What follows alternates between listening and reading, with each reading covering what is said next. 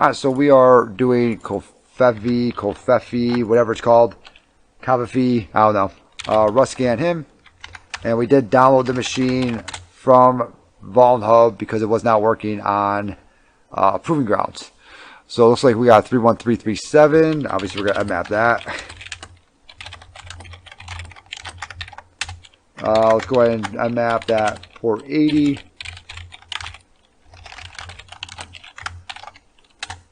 And it looks like that's actually where's okay. 0.11.15.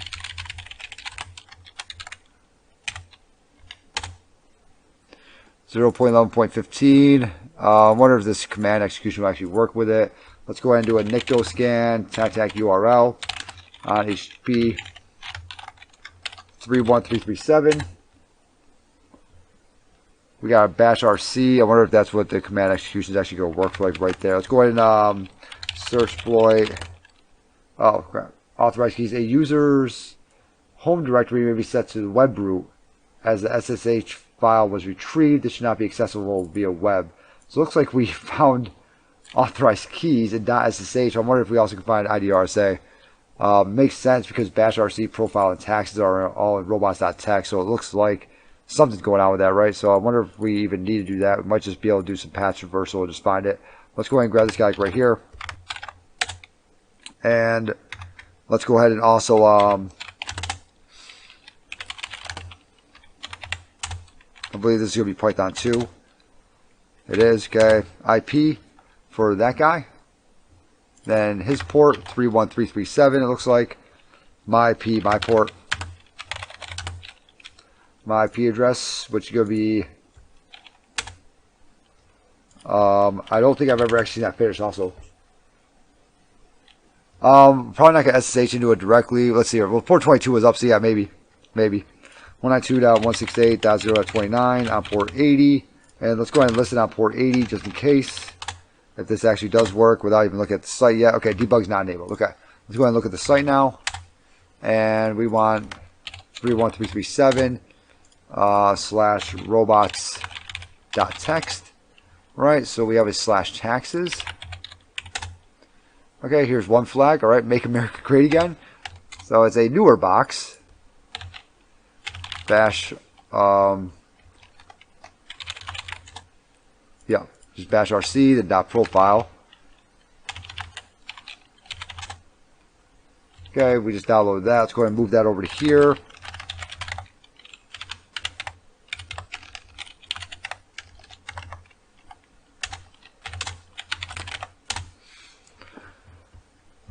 Alright, that looks actually pretty normal. Let's figure out have something up top. Nothing. Okay. Alright. We do need slash dot profile. Let's go ahead and move that.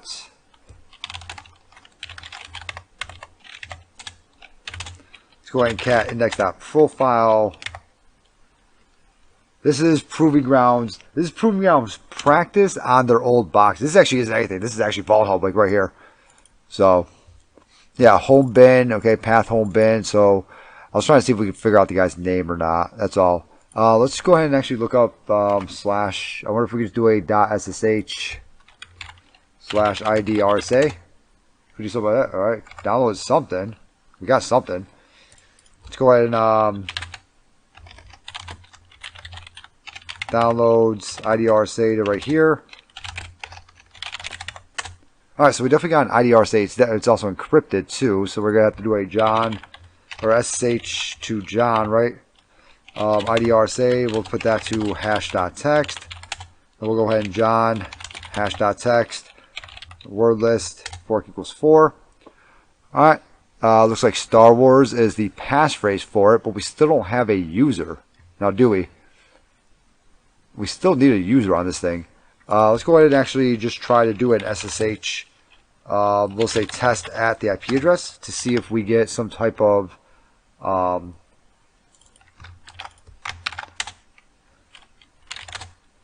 okay.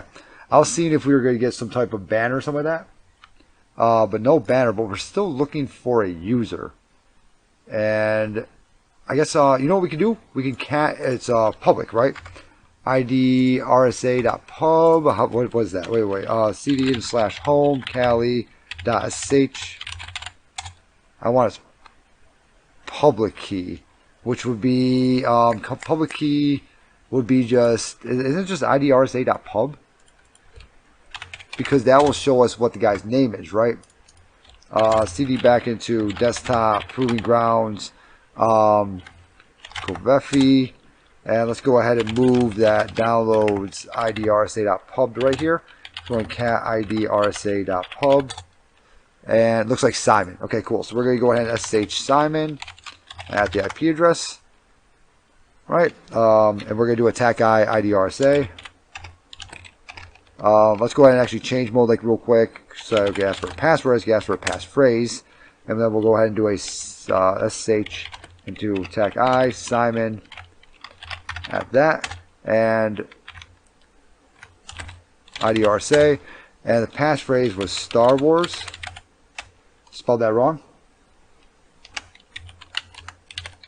Said we had the same thought. All right, so we are in. Okay, cool. We do a sudo attack L. Okay, nope. Cat slash. What is that? HTTP server.py. Good job. Here's a flag. Okay, so that's that one, like right there. All right. From Flask, import Flask. So it's doing something with Flask there. Running that guy like right there. Okay, let's go ahead and look up SUID bits. I wonder if Flask. Where it should it be? I don't think for Python files you need to do the whole thing. Read message. That's nothing. That's something that's weird. Okay. The Internet Police have been informed of this violation. Hello, here is your message. Strings down the box. Okay. Let's just go ahead and run it. What's your name? Sorry, hi. You're not Simon. Okay. Well, Simon. Sorry, Simon. You're not Simon, is it?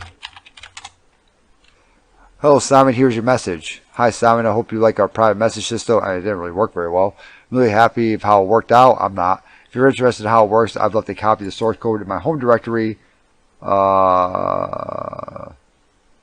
Charlie root. Okay. I'm not very happy how it worked out. It didn't work out good at all. You literally told me pretty much what to type in. If it was really good, you would just, made it to where, I could have just ran it without all that stuff, right? I'm wondering, do we need to actually do a... Because it doesn't have strings, right? Do we need to actually do a buffer overflow on this thing? Or something like that.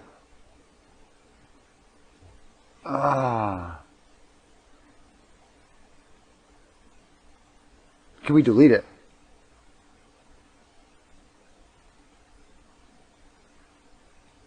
Are we going to have to... How are we going to figure this one out?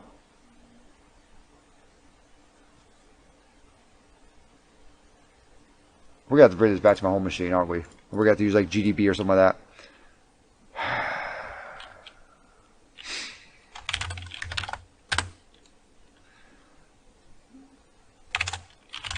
That is the... Yeah, that is the actual site, right?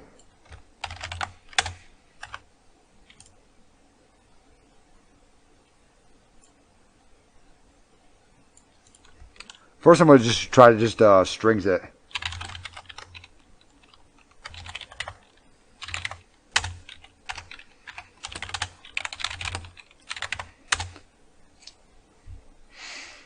Okay.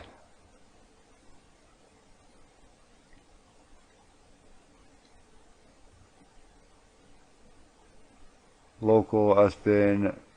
Simon, what is your name?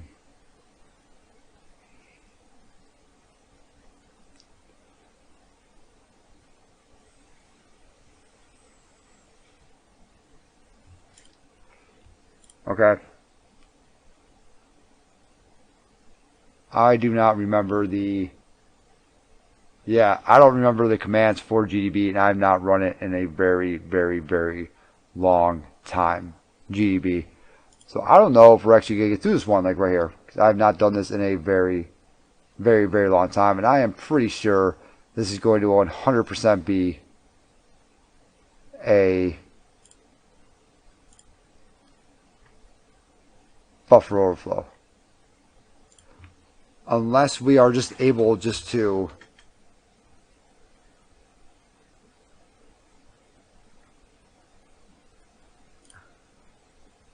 He says check out the source code. /home. There's only Simon out here. Charlie Root. If you're interested in how it works, I've left a copy of the source code in my home directory, right? Where is his home directory? Okay, so we can get in a root. We just can't read the flag. Cat read message.c. Okay. Include. You're getting close. Here's another flag. Okay, cool. Character authorized Simon. What is your name? Simon. Only compare first 5 characters to save precious cycles.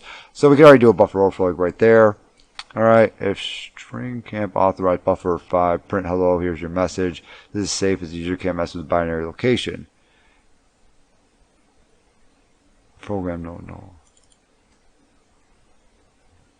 Execute. Where's...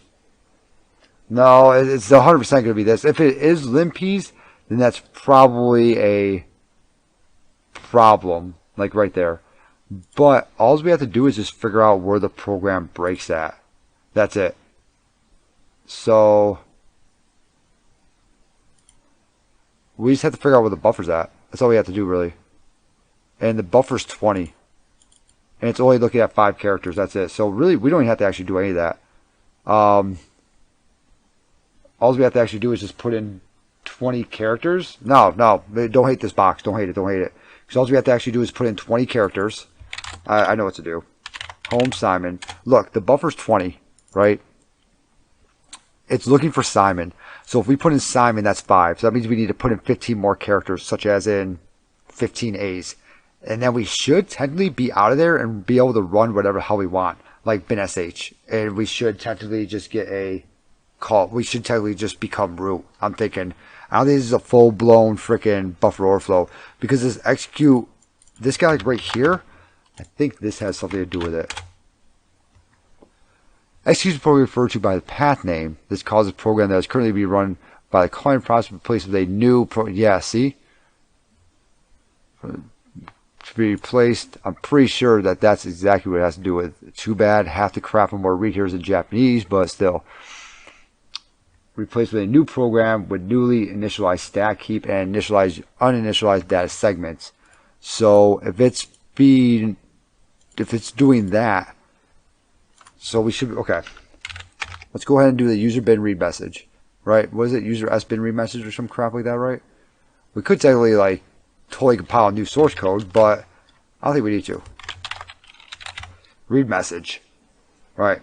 We're going to do Simon 1, 2, 3, 4, 5, 6, 7, 8, 9, 10, 11, 12, 13, 14, 15 / bin sh. And we are root. Let's go! Well, the buffer overflow on OSCP, though, is going to be 99% of the time it's going to be Windows buffer overflow, so who cares? cd /root lstack.la cat flag.txt, and there we go. That's buffer overflow master. I wouldn't really call, I mean, it's a buffer overflow, yes. What we did was buffer overflow, but it's not like we did like a GDB with like a break and stuff like that, you know what I'm saying? I don't think I even have GDB even on here anymore.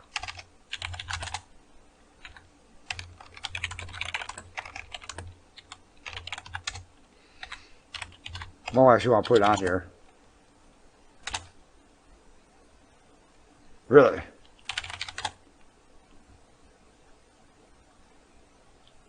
How'd you figure out it's 15? Because Simon's 5. It says buffer's 20. Character buffer is 20. Simon is 5. Character's long, so I needed 15 more A's, which would then bring me to 20 characters, which then fills up the entire buffer.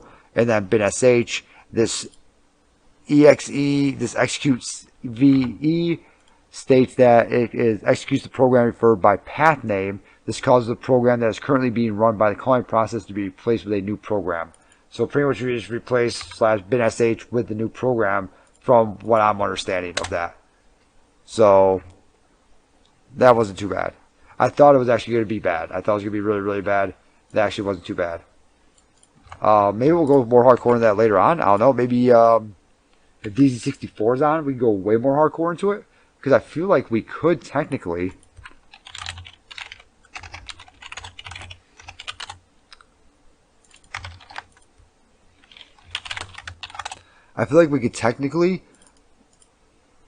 pretty much make this, right? And mess with something inside of there. That's kind of what I feel like. I feel like we could technically do something like that and create a buffer overflow inside of it, which would then allow us to mess with it and then recompile it and send it back up to it. But I don't understand, if we recompile and send it back up to it, is that really going to take away... Is that really going to help out at all? I'm wondering.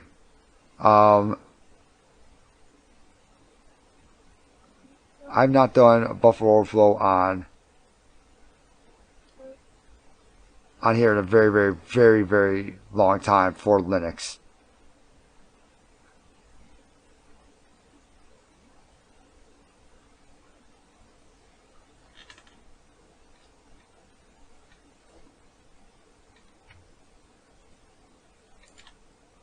So, first buffer overflow you enjoyed. I wouldn't call that really a buffer overflow. I have a whole buffer overflow series, just a guy, on YouTube. I actually have a whole series. See if I can pull it up like real quick. Really not any Linux ones, but let me see here. Let me see if I can set it because these ones aren't actually too bad. The ones I do, I have a lot of fun with them. Let me see. The ones that I've done before. Playlist. Yeah, we did like a whole month where we just did buffer overflows and that was it. Consoles on, hacking labs, hacking PowerShell, Cybersec labs, Active Directory. Where the hell did I put it at? It's in hacking labs? Is it in there? I don't think it is. I think it's in try hack me. Let me see here.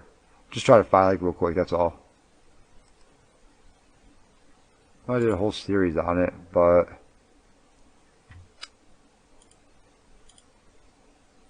oh, there we go. Maybe I should show everything. Buffer overflows. There's 10 videos in it. I'll throw it onto here. I'll throw it onto a Twitch chat here. There we go. Alright. So there we go. Got a little series like right there. For buffer overflows. Cool.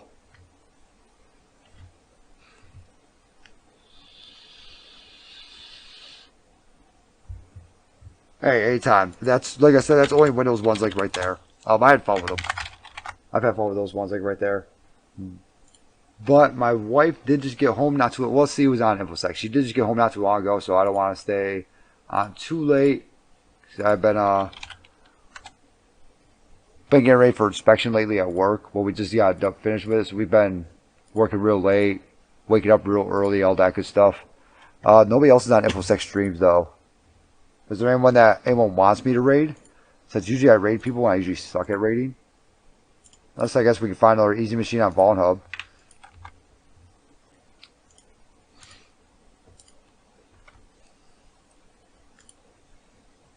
We did Pawn Lab the other day. We did Covfefe now, whatever it's called. No boy, I think I've already done that one. I only heard of bottleneck. We'll have to look at that one later on or something.